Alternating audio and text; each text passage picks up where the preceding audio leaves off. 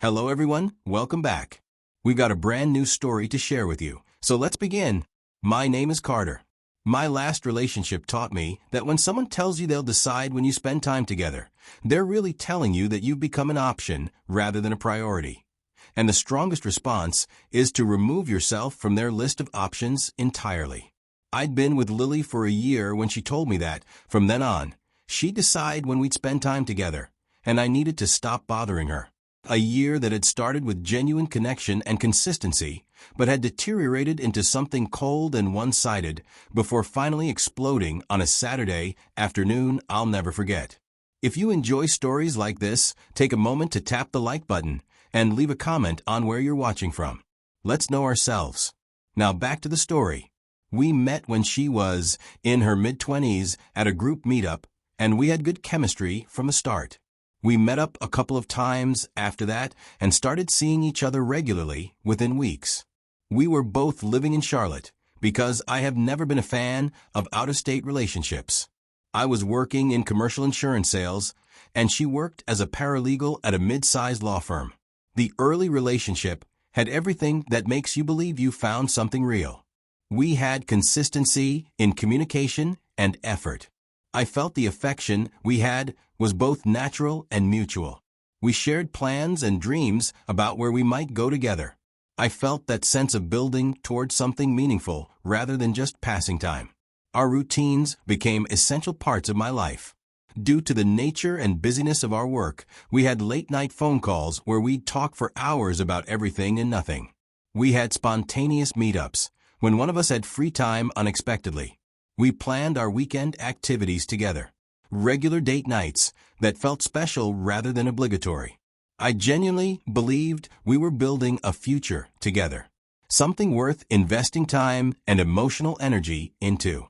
Lily seemed emotionally present throughout most of that first year. I initiate contact as often as I can in my free time. I would make plans and follow through, show affection consistently through words and actions, and talk about future possibilities with genuine interest rather than vague deflection. Until the gradual change, it was easy to rationalize as temporary stress or busyness. Lily's replies to my messages slowed. What used to be immediate responses, or at most an hour, became several hours, then half a day, and sometimes not until the next day. She began canceling plans we'd made at the last minute, always with vague excuses. Work was busy, she wasn't feeling well, something had come up with her family. Individually reasonable explanations, but they accumulated into a pattern that felt like avoidance. Her tone, when we'd talk, changed noticeably. The warmth and excitement disappeared. She stopped sending random voice notes, something she'd done constantly before. Her text messages became shorter, less affectionate, more perfunctory, like she was checking a box rather than genuinely wanting to connect. Most tellingly, she stopped initiating any contact. I'd always text or call first. She'd respond eventually, but never reached out on her own.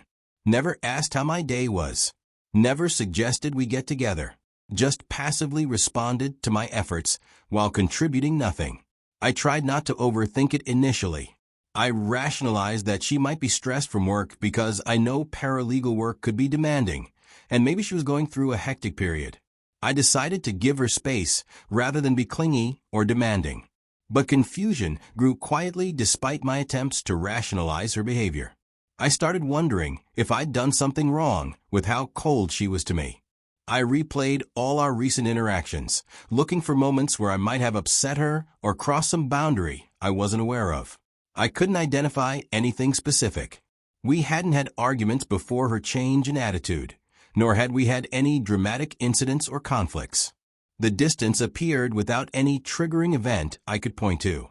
So I waited, gave her space, and hoped she'd bounce back naturally if I didn't pressure her or make demands about her time and attention. The more months passed, the more undeniable the change became, rather than possibly temporary. Lily didn't ask about my day anymore, didn't care to check in the way she used to. Even when we spoke on the phone or met briefly, her energy was completely different. Sometimes she'd sound irritated when I called to ask why she hadn't replied to the messages I sent her, like I was interrupting something more important. She seemed uninterested in anything I had to say. Even when she doesn't sound irritated, she responds with minimal engagement. I started comparing the Lily from 6 months ago to the Lily I was dealing with now. The difference was shocking. How fast and completely she'd shifted from warm and engaged to cold and distant. Like someone had flipped a switch and she'd become a different person. I started wondering if someone else had entered the picture, or if she'd met someone new and was emotionally invested elsewhere while keeping me around as a backup or out of guilt about ending things formally. But I didn't want to assume or accuse without evidence. I just knew that something fundamental had changed, and I needed to understand what. After weeks of this pattern, me reaching out, her responding minimally and coldly, the relationship exists in this limbo of technically together but functionally over. I reached a breaking point and needed clarity, not from a place of anger, but just a genuine need to understand what was happening. To know if this relationship still existed in any meaningful sense, or if we were just going through motions neither of us actually wanted. I sent Lily a message asking if we could meet and spend time over the weekend. I didn't mention anything about solving the relationship problem. Instead, I convinced her of the need to spend the weekend together. But deep down, I knew we would have a conversation about where things stood face to face. She agreed reluctantly. Her response had a tone of obligation rather than desire. She wasn't as excited as she used to be when we were to spend time, but she couldn't find a good reason to refuse coming over that weekend. We set a time for her to come to my apartment on Saturday afternoon. I spent the days before preparing mentally for the conversation, nervous about what she might say, but hopeful that talking directly would clear up whatever had created this distance. Saturday arrived. Lily showed up at my apartment acting surprisingly normal, like the past weeks of coldness hadn't happened. For a moment, I wondered if I'd overreacted, if I'd been too sensitive about normal relationship fluctuation and was about to create a problem where none existed. We spent the entire afternoon watching movies, but as it got dark outside, I started the conversation carefully. I told her I'd been missing the way we used to be, that I'd noticed considerable distance between us over the past months or so, and that I was trying to understand what had changed. I wasn't accusing her of anything. I was just expressing my observations and feelings, hoping she'd offer some explanation or reassurance. Instead, Lily snapped immediately. Her pleasant demeanor evaporated in seconds. She asked why I was always complaining and trying to ruin a perfect moment, why I wanted her to always be with me, whether I thought she was my nanny who had to be constantly available. The hostility came out of nowhere. I was stunned and completely unprepared for her reaction. She acted like someone who'd apparently been holding significant resentment and was unleashing it at the first opportunity. Before I could respond or even process what was happening, Lily stood up abruptly, started gathering her things and shoving them into her bag with aggressive movements. I watched in silence, trying to understand where this anger was coming from and why she'd agreed to meet if she was this hostile toward me.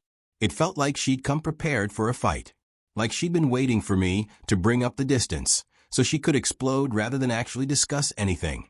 She headed toward my apartment door, then turned back and made a statement that broke my heart over again. She said that from now on, she'd decide when we spent time together, that I needed to stop bothering her. That communication would happen on her terms and her timeline. Then she left without waiting for my response.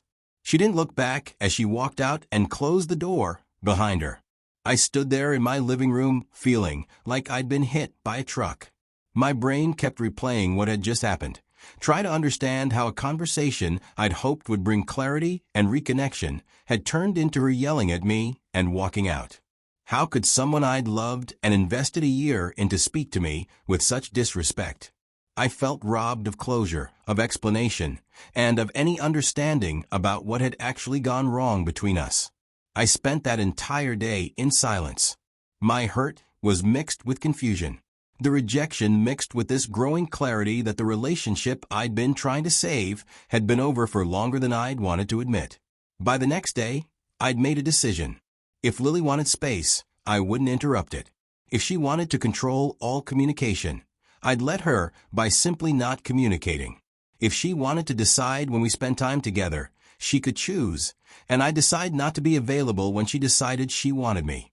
In the days that followed, I wouldn't call her, wouldn't text her, and wouldn't check in or try to fix whatever had broken between us.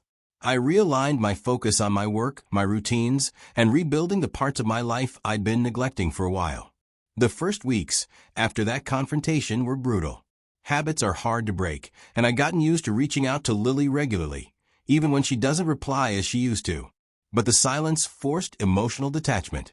Each day, without any contact with her, made the next day easier. Each night, without talking, made her feel less central to my life. After about a month, I noticed I'd stopped thinking about her constantly. I would now go hours, or even full days, without wondering what she was doing or whether she'd reached out. The silence that had started as painful became peaceful. 2 months passed without any communication between us. I'd moved forward with my life because I believed she did too. I focused the time I spent on her in the past on work, spent more time with friends I'd been neglecting, and picked up hobbies I'd dropped. Gradually, I started feeling like myself again rather than like someone desperately trying to hold together something that kept falling apart. One evening, I posted an Instagram story. It was just a photo from a weekend event I attended with friends. Within minutes of posting, Lily reacted with a heart emoji to it and left a comment about how fun it looked.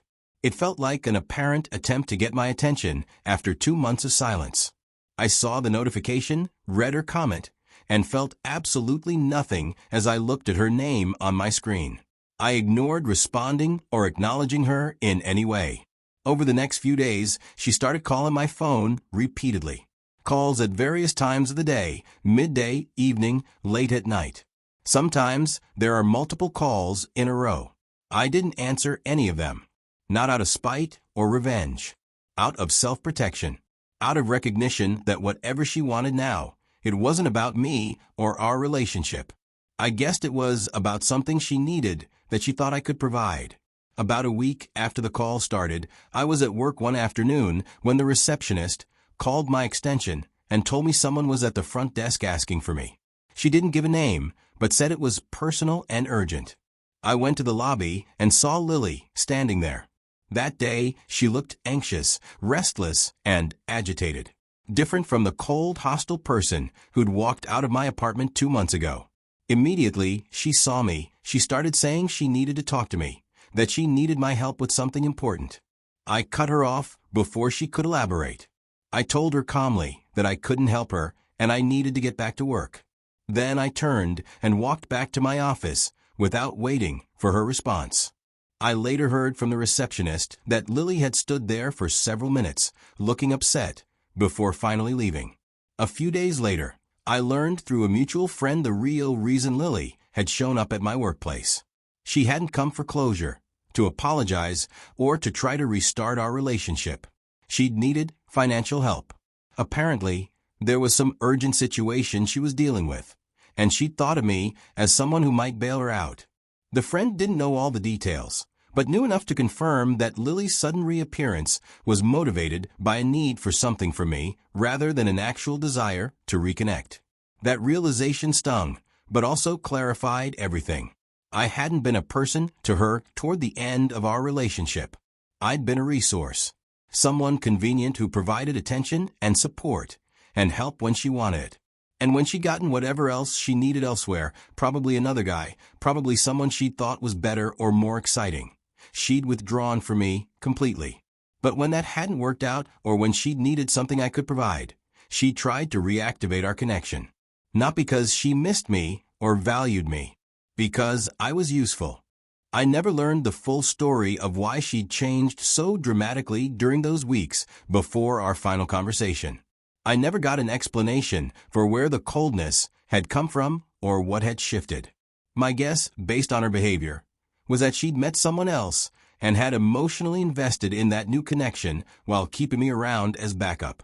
She had resented my continued efforts to maintain our relationship because they interfered with whatever new thing she was pursuing.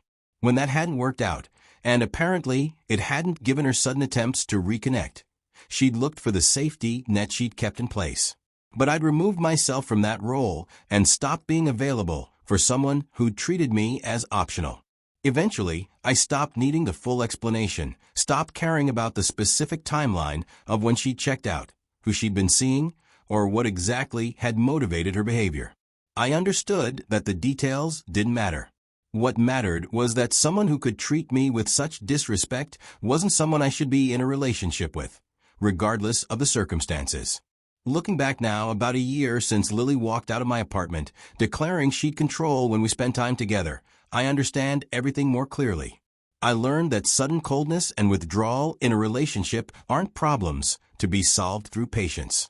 That is a sign that the relationship is ending.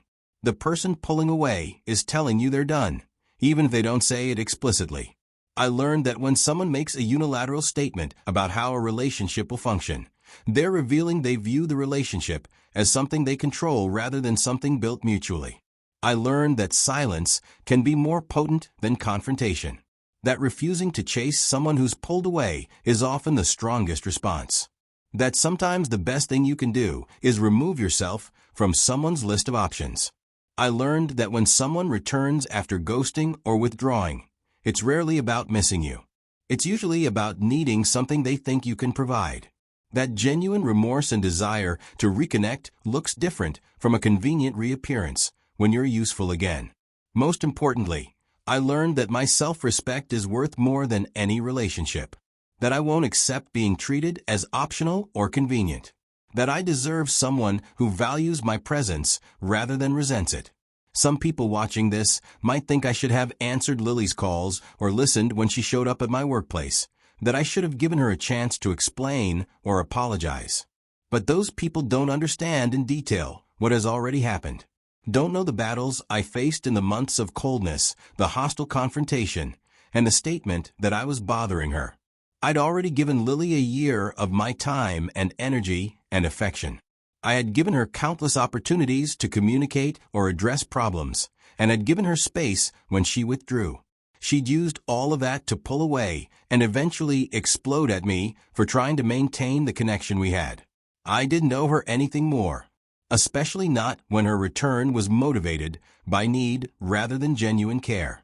I hope to fall in love with someone else when I am done healing, and I know that I won't tolerate coldness, withdrawal, and hostile statements about controlling the relationship.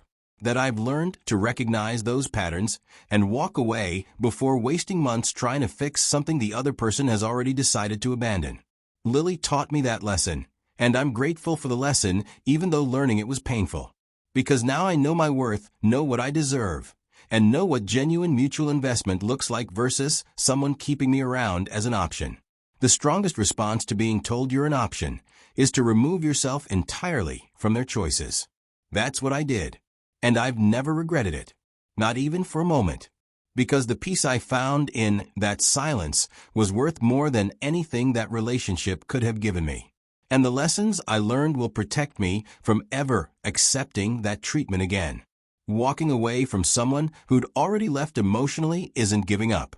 It's refusing to be the only one fighting for something they've already abandoned. And that's not a weakness. Instead, it's a strength. The kind of strength that comes from finally valuing yourself enough to stop accepting less than you deserve. I have that strength now. Learned it through painful experience with someone who taught me exactly what I won't tolerate. And I'll carry that lesson forward into every relationship from here.